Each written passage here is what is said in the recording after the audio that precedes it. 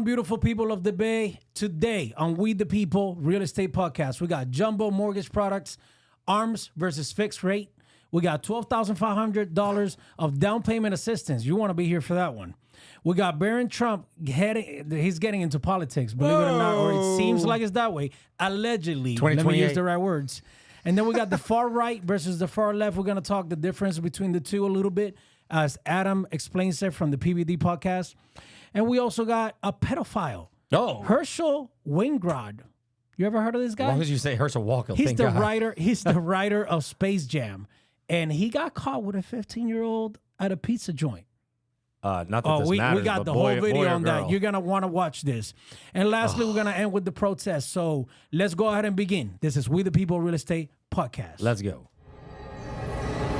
What's going on, everybody? This is We the People, a real estate podcast. Let's begin. Welcome, guys. Welcome to the show. This is your man, Carlos Rojas, with Frank the Bank and Bo in the production over there. Oh, yeah, we got that camera change. We got Bo on here. Yeah. Who gave that guy a microphone? That's how we're doing it. All right, let's get right into this. Frank, if you don't mind, let's go ahead and start with the $12,500 down payment assistance. I know people want to hear about this. Yeah. So if we could get started with that, give us a little bit of info on that, and then we'll go to the other two products. All right, guys, it is exactly as it sounds. We have a new grant program. Now, the big difference in down payment assistance and grants usually is that you don't have to pay back a grant. Okay. Right? So here's how it works. If you are a first-time home buyer, which means you haven't owned a house in the last 3 years, right, you are eligible, as long as you have a 620 or higher credit score, for $12,500 that can be used for both down payment or closing cost, or both, right? So if you only need $8,000 for the down payment, you got $4,500 to help you on your closing costs, and then Carlos can negotiate with the seller to cover the difference of the closing costs. So this grant can literally get you into a house with nothing out of pocket. That's pretty amazing right there. That makes sense, because normally we can't borrow down payment money, right? Cannot so borrow. If you could use this money towards your down payment, and you have a really good real estate agent like this guy that can get you, some down payment help. Yeah. I mean, some closing cost help. Yep. Then you can potentially be walking in there with just a couple $1,000s, right? Usually the only thing you're going to need to make sure you have saved up is your escrow deposit, because the seller's still going to want you to put up, a couple $1,000s down, something like that. Which a lot of times when it's over the amount that you actually need, if we get you the whole thing, then you get a paycheck back at closing. Yeah. 100%. How cool does that sound? Right? It's awesome. So $12,500, and the way it works is you live in the house 5 years. They forgive 20% every year for 5 years, and at the end of that time, poof, you're done. Nice. So Frank, a lot of people think that these programs are like, annoying to deal with, or there's too much that goes into it to get into it. Like what is the breakdown to get into it? Is there like a class you have to take or something, or like what is the difference between just doing it the regular way? Nope. That's the beauty of this program, Carlos, is that it is just like any other. We're going to qualify you for either a conventional or an FHA loan. Based on that qualification, you get your regular mortgage. The beauty to this loan is they don't increase your interest rate to get this loan. Okay. So if I qualify you for a conventional, you get a conventional rate. If I qualify you FHA or VA, you get that rate. There's no additional fees. What's the other really good thing about it? You don't have to pay it back, right? It's not a second loan? You don't pay it. It is a second lien, but there's no payment on it. Okay. The only caveat to getting this is you have to be at 80% of the average median income for your county. So if you're in the Hillsborough, Pinellas County area, you probably can't make more than about $75,000 or $80,000 a year to get it. So it's perfect for your first-time home buyer. Got it. Yep. Great program. Pretty cool. Yeah. All right. So you guys know, call Frank the Bank, 813mortgage.com, right? That's it. Or go to contactfrankthebank.com. That's right. Or contact me. I'll get you in contact with Frank as well. Either way. Guys, so next, Frank, we got jumbo mortgage products. What's going on with that? So jumbo mortgage products, this is for your luxury homes, guys. Anybody who is planning on getting a mortgage over about $750,000. So you could be looking at $1 million, a $2 million house, a $3 million house. What's super special is we just got a program that lowered the jumbo rates. This would be a good time to pull up the Google rates. You want to do that real quick right now? Yeah. Let's actually go ahead and go right into it. We got the rates right here on screen as always. Yep. So 7.8, we went down a little bit. Went down a little. I think we were 7.9, right? Yeah. The other day or the other podcast. It was 7.8, almost 9. Yeah, 7.89. Yes, 8, 9. Yeah. So here's why I wanted you to put that on the screen because, I like the split screen because this is super exciting. We just locked yesterday morning a jumbo loan for $950,000 at 6.375%. That's pretty all right. neat. Now, that they ended up paying about 1.5 points for, okay? 1.5% times the loan amount. We gave, and the reason I wanted this rate on the screen is because we gave the lady an option if she wanted to pay no points, no discount, no nothing, 7.25. Nice. So nice. Lower than, this is the conventional rate. This is for loans under 750. We gave the people the $1 million loan at a rate better than that. What does the down payment look like for these jumbo loans? That's a great question. Minimum, absolute minimum, 10% down if you are over 750 loan amount. But the magic number on jumbo, Carlos, is usually 20 to 25%. Got it. It's going to give you a lower interest rate. Yeah, of course. Yep. All right, and then arms versus fix. What's going on there? So arms versus fix. We're not talking about these arms.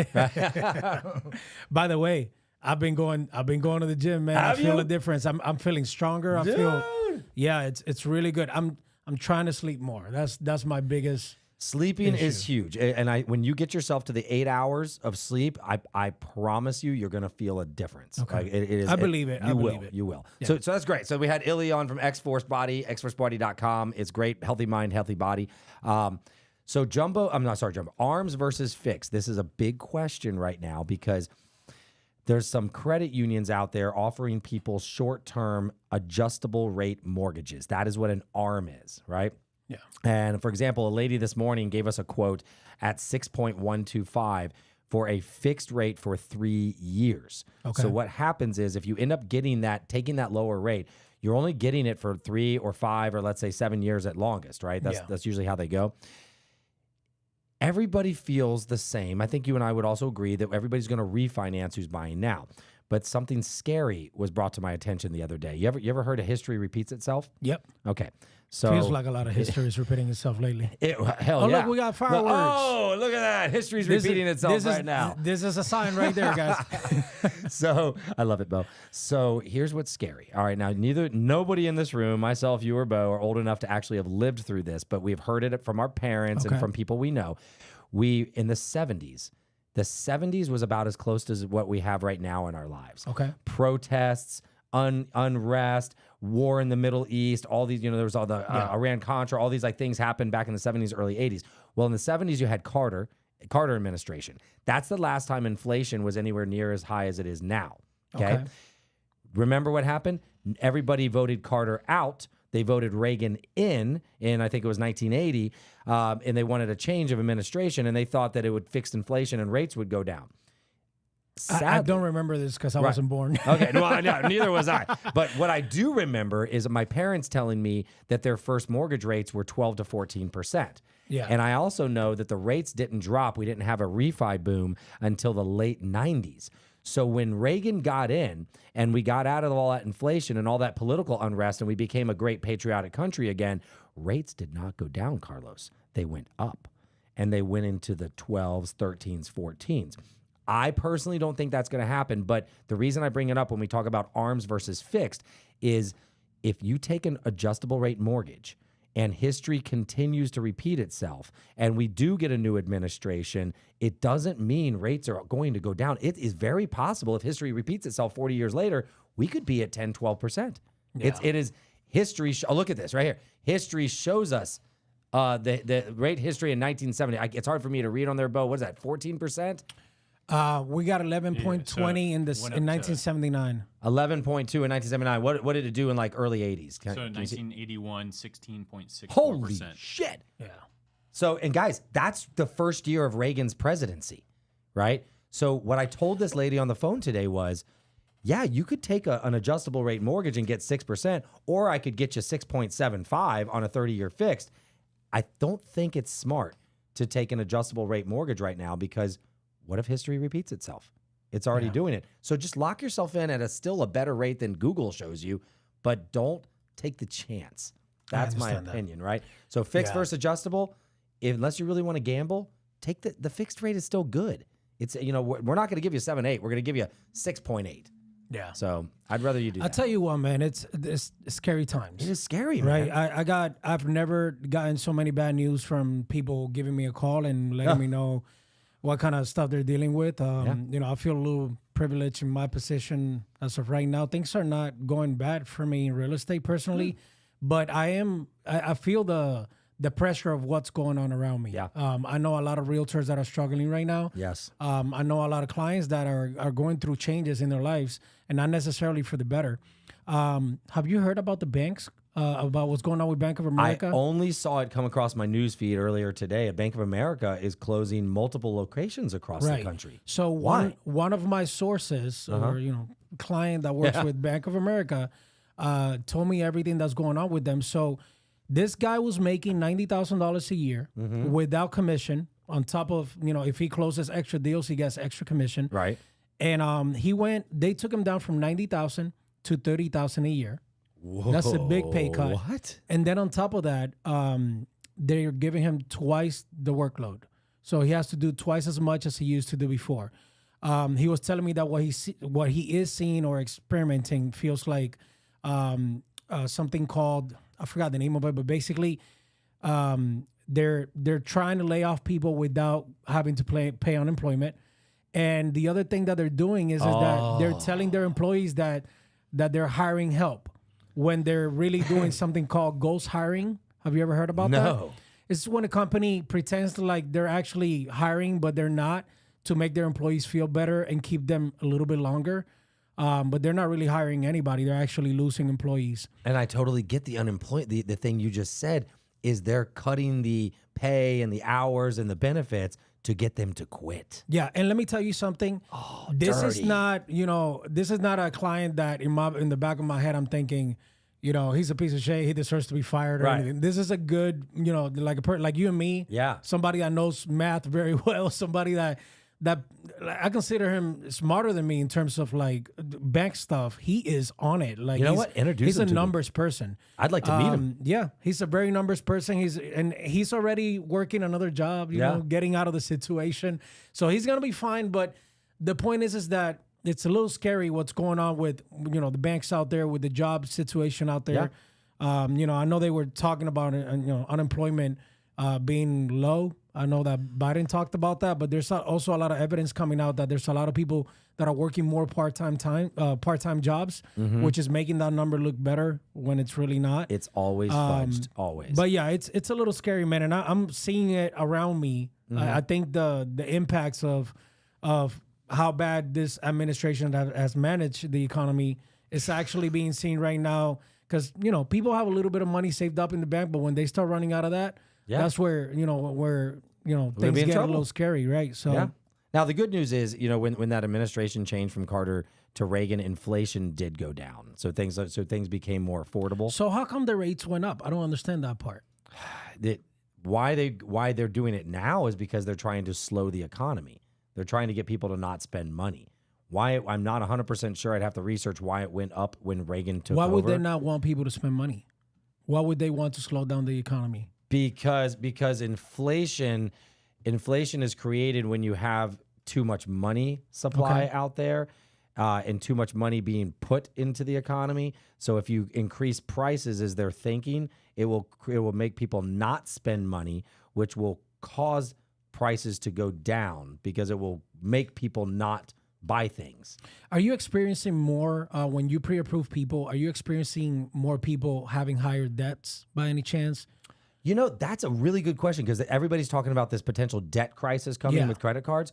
The answer is no. Okay. I'm not seeing what most people that want to on buy a house probably got ready to not. Yeah, but I'm not seeing. Put it this way: nothing has stuck out at all to us. We have not had people say, "Oh, I'm not approved because I have too much revolving debt." That's just another thing that scares me. That's a great question. Too much debt, and then on top of that, the rates, the way that they are. They're talking about debt default. They're talking about people running up their credit cards and not being able to pay their credit cards, and that be the next. It's the American way, man. They're going to keep spending money. Okay, so I'm glad you said that, because that's why I don't believe what the government is doing is the right thing to do, because they're trying to get us to stop spending money. Have you ever met an American who stopped spending? No. Look at what people are doing now. Yeah. Eggs are more expensive than ever, and we're out there buying them. I put everything on the line. If I know I'm going to get it back, I just, if it's a house, if it's a business, I'm like, okay, let's see what happens. It's in God's hands. I'm going to do the work. Let's go. Yeah. God gave you the hands. You're using them. That's right. That's right. All right. So let's get into the next topic here. So Barron Trump. Oh, boy. We got a couple of videos here. So if you could pull up the picture. Let's there see you go. this. That one right there. Barron Trump. Son he's taller than of his Donald dad? Trump. Yes, dude. This kid is a stud. Dude, that guy's got to be like 6'8". Yeah, so young, just graduated high school. I believe he's 18 years old. Yeah. If you could play that video, the one that says video. Well, to me, that's very cute. No, go back. On that one. If you could play that video for us. Yesterday, we're with Barron Trump. Barron's Listen a to very interesting guy, the son of Donald Trump, 6'7", 6'8". We're doing a podcast with Ryan Garcia. He stays there and he walks. He says, let me walk you to your car. The son of a billionaire who's a president says, let me walk you to your car. He's working customer service. He walks us to our car and he's standing there until we get in the car to leave. He says, look, no matter what I do, no matter what my brothers do, no matter how much money we make, our success will never come close to what our father had to do, because he really had the hard life, not us. We have an easy life. He just turned 18. Are you kidding me? Like, what a freaking stud of a kid to say something like that, right? Yeah. What a stud to walk somebody to the car. Yeah. He was taught respect. So that right there, I thought, first off, I love PBD. I watch his podcast often. He's one of the reasons why I actually thought about doing podcasts. This guy is legit, an immigrant. Worked his way out through the American system, through capitalism, and it's now, making a bunch of money, especially with his podcast. For him to say something like this about this kid is very impressive. I think that, in our mindsets, at least, if you grow up as rich as a son of Trump, you can very easily derail, take yourself into the wrong places. Oh, wait, you mean you could get money. Caught up with like hookers and cocaine and put it on a laptop and all kinds of, who would do that? I mean, I'm just saying it could be. It's definitely a lot easier, Who right? would do that? But yeah, and just Trump was asked in the past about Barron Trump joining politics because he looks like he might be getting involved into politics, especially now that he turned 18. Now people are going to be talking about him a lot more. So he seems ready, especially with the people that he's putting in his circle. Dude, Let's go ahead and watch. He looks presidential. I know. Let's go ahead and watch this video. About To me, that's very cute because he's a very young guy. And he's graduating from high school this year. He's a very good student, very smart. And I think that's great. I think it's very interesting, too. But he's pretty young, I will say. He's 17. But if they can do that, I'm all for it. I think I'm all for it. And he probably would be, knowing him, he would probably be for it, too. So... What do you think? What do you young. think about him joining politics at the age of 18? What is your thoughts on that? So we're gonna have this guy on our podcast. His name is Brad Dement. He's the son of the owner of Greenleaf Title, and I met this guy when I was 42 and he was 21. Okay, and I met him at a Florida Association of Mortgage Broker convention, and I first of all would have never guessed his age. He's kind of balding. Sorry, Brad. But anyway, never would have guessed his age. And I mean, I would have thought he was like mid-30s, right? This guy walked around. You know how you like see somebody in a room and you're like, dude, that guy knows everybody. Yeah. Like you notice that? Like he goes up to everybody, shaking their hand. Yeah. Everybody's like, hey, Mr. Dement, hey, Brad, blah, blah, blah. He got into politics at 17. He joined the Young Republicans. He went to Tony Robbins events multiple times. He just inserted him in there. Now he's only 23 years old, okay, or 24 years old. He is probably the most connected political figure that I have in my life. Wow. So the answer to this question is he absolutely can do it, and he should do it, and he will be something. Yeah, here's my thoughts. I think age is just a number. I really do believe in that. Agreed. What I do want is some type of system that teaches American values and American history to certain stuff. For example, voting. I liked what Vivek offered as he was running. He stated that a lot of people that are voting have the right to vote, and they don't even know American history. They don't know who the first president was. They're like simple questions about how our country works. You mean like a qualifying test or something like that? Right. Like, for example, answer these 5 questions. For example, I became a U.S. citizen before I was 18 under my mom's citizenship. I had to help her pass the citizenship test because she didn't speak English. Which is not that easy. Right. It's not. It's basically American history. Yeah.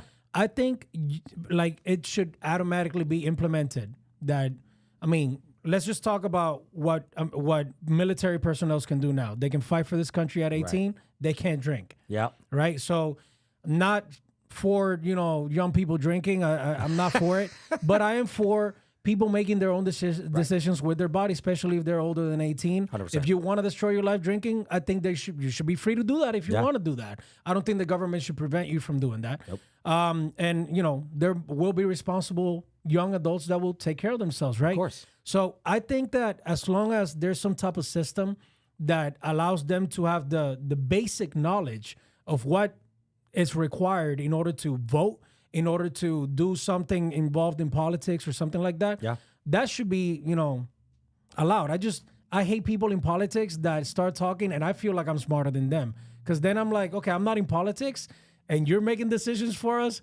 There's something wrong here. You know what I mean? Like it gets a little scary. Bo, you may have seen it, or you guys may have seen it, but there was this video the other day I watched. It's too late for me to bring it up now. Maybe we'll do it on the next show. But it was the head of the economic something for the country. He was like basically the top economist for the government for our country. And he was in an interview and the lady asked him something to the effect of why do we have cash and why is printing money? Why don't we just print money to pay our debts? The dude legit couldn't answer the question.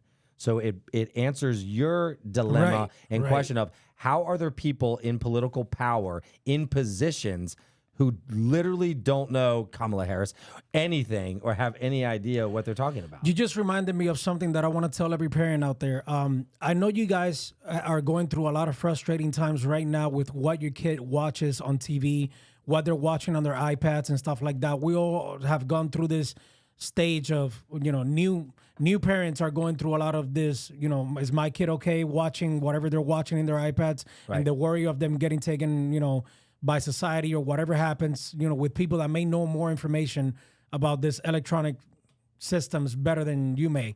Let me just say this. There's a show called Turtle Twins. Have you ever heard of them? No. Okay. I believe the app to get them is Living Scriptures.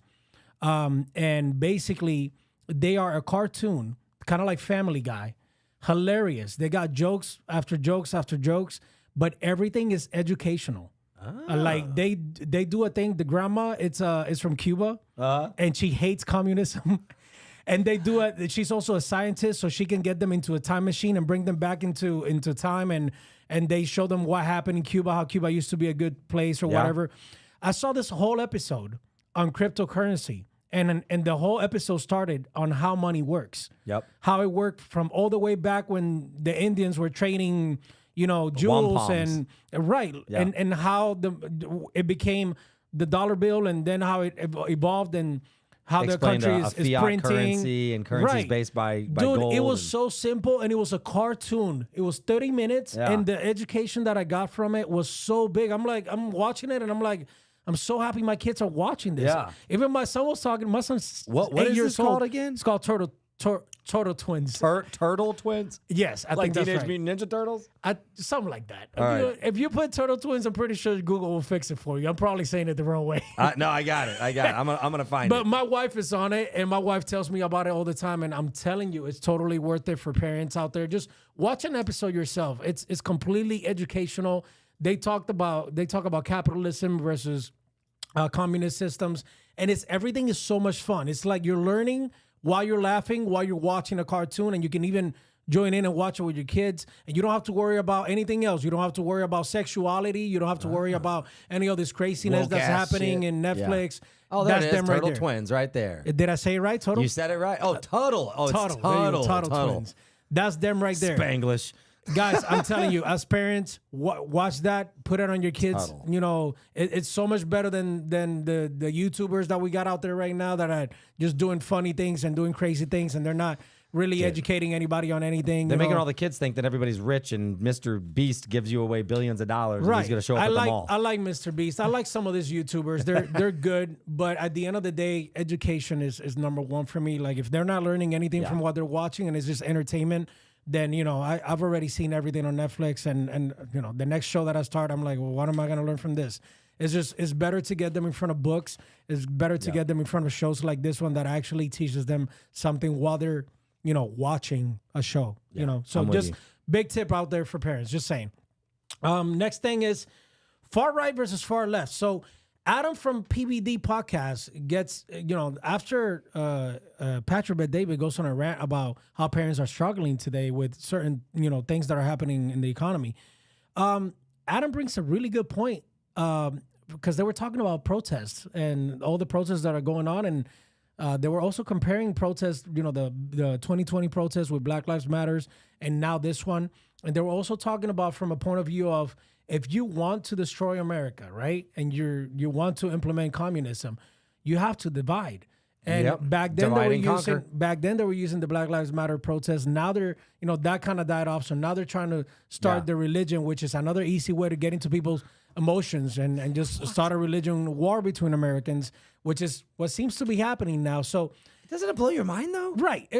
I like the comparison between the two. Some people don't see the comparison. I see it from a point of view of how people want to destroy American values and traditions and just, this is the best way to do it, I would think. But anyways, listen to what Adam has to say here. Bo, go ahead and put the video and let's talk about this. It's going up to 13, 14, 15. Where does it end? So the difference between the far right and the far left, you could argue the following.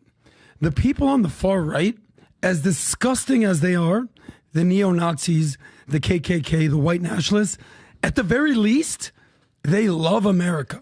Now they want to keep America white and keep any non-white Anglos. They want to keep it white. Yeah. Okay? Pretty disgusting, but at least they love America. The people on the left, they hate America.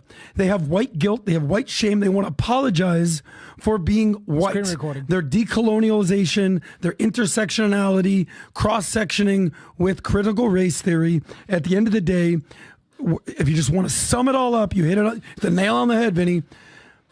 The gay kid in the back with his belly ring showing, protesting for Palestine will be free. The gays for Gaza. The second he steps in Gaza and goes, "Hey y'all," dead, beheaded. No, he's have done. a nice He's day. done. So that's the difference. So here's a question I want to ask. So Let's actually that's it. think like critical think. So what he's basically saying is the far left hates America. They hate American values. They want to change America, and the far right, even as disgusting as they are, at least they love this country and they love some part of it. So it's an easier choice. Now, there's something that he said. I don't know how you feel about this, but neo-Nazis, right? He's talking about the far right having neo-Nazis. I don't know that I agree with that because, everybody may make a choice, but neo-Nazi comes from communism. Yes. And communism is more on the left than it is on the right. So it's like if you're a leftist and you're thinking that the Nazis are on the far right, that's more of a statement that was put there by people on the left, in my opinion. I don't think that is naturally true. He's wrong. Okay, the Nazis are not pro-America. Right. Okay, now, Bo, I'd like you to look something up here. Google how many members of the KKK are in America, because what he said bothers me. Now, it was a great point that the fact of the people on the far right are patriotic, the people on the far left are not. Absolutely, but I'm just curious, how many neo-Nazis and KKK members do we have in America? Do you think Google would even have that information? I don't know. It's not going to give us the right. We'll have to go to DuckDuckGo to figure that one out. But did it even say anything to you? Yeah, so it says approximately, as it currently stands, estimated about 8,000 members. At their height, it was over 6 million. Okay. About 8,000. 8,000. So there we have 355 million people in America. Million, right? And he said at the height it was 6 million. Now we could type in how many people consider themselves far left. It's gonna be 200 or 150 million. He's effing crazy, dude. Yeah. Like you're comparing a tiny, tiny little subset. They're going back to that meeting with Trump in Charleston or wherever it was. Yeah. With like neo-Nazis were here. Go ahead. However, though, thing to keep in mind is their height was during the world wars. So during the 1915 to 1944 era. Interesting. So if we go to World War III, we're gonna get some more of them. Who knows if there'll be a spike because that was their height. Of the That's a good point. And fun fact: did you know that they actually tried to have their headquarters in Palm Harbor for the KKK? Yeah, they tried to have it here, and it was actually a Jewish individual who was a activist was able to get them not to put their headquarters here, but they were actually trying to have their headquarters technically out of Clearwater, but they were going to Palm Harbor. Not really the best place for that. Bo, can you do me a favor? More like Ocala. Can you go to Facebook and search a page name called Boz, B-O-Z, of Tampa Bay? Boz, BOZ of Tampa Bay? B-O-Z de Tampa Bay. Is this your KKK chapter? Oh, I don't know that you'll be able to do it through there. Maybe Google it. No, here's the thing. So I just found a group, an organization in Tampa led by Cuban Americans, so they say. And they're a communist party, and they already have funding from the government. Oh, my God. And they look like they're a lobby of the government, and they're basically pushing for communication between Cuba and the United States, for the United States to lift the embargo and to basically give Cuba all the tools that they need to keep oppressing the people. Oh, okay. Why don't you have elections then? Under the name of the reason why Cuba is the way it is because of the United States. Oh, which is so crazy for me. Because we took the country over and. I'll do it on the next one because they are a small organization. Yeah. But what surprised me is the amount of people in there, the communists in there, because I already know from Cuba, and I'm on it. This is my city. You're not coming in with that BS. No. And the fact that they already have connections with the government. They were at the city hall doing a whole presentation. So I'll put that on the next episode here because it's important that people know and understand who these people are and where they're coming from and what they're actually trying to do. And one of the most important things that I want to talk about is the fact that they're doing it under the rug, completely quiet, and they'll get to where they need to be, and then we'll find out about it, which is the problem. Yep. I feel like right now we need to start, paying attention to what they're doing so that we can, take charge of certain things or vote against that. Things like this, like terrorist organizations used to shut down their websites and do all that stuff. Right. It's crazy because when you hear them talk, it sounds so pretty. Like what they're doing is right for the Cuban people. Right. They don't want to, but behind the scenes, if you look at their history, if you look at the people that are involved, it's pretty scary. And I definitely want to talk, against that on the next. You get a Castro T-shirt when you join. There we go. You get a Castro T-shirt. I love the man who stood up to the Klan in Palm Harbor. Woo. Share the same name with him, eh? I mean, Frank. Oh, great. Frank, he's a good guy. Frank the Klan. No. He's the good guy. He's the Jewish guy. He's like, Bank. Well, anyway. Oh. All right. Well, let's go into the next one here. We got a. It's a little funny to watch. Nothing funny about it. But we got a pedophile.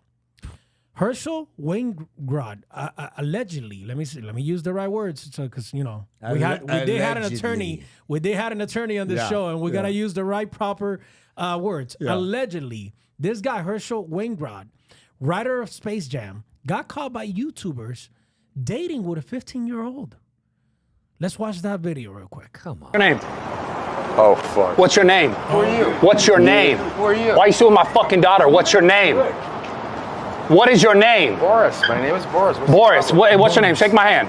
What's the problem? Why are you suing my daughter? You know how old she is? I have no idea. You have no idea. I have no idea. You have no idea. No. What the fuck you thought was gonna happen here? Nothing. We're gonna have a pizza. I don't know. Pizza? Yeah, you don't know? How old is she? Brad.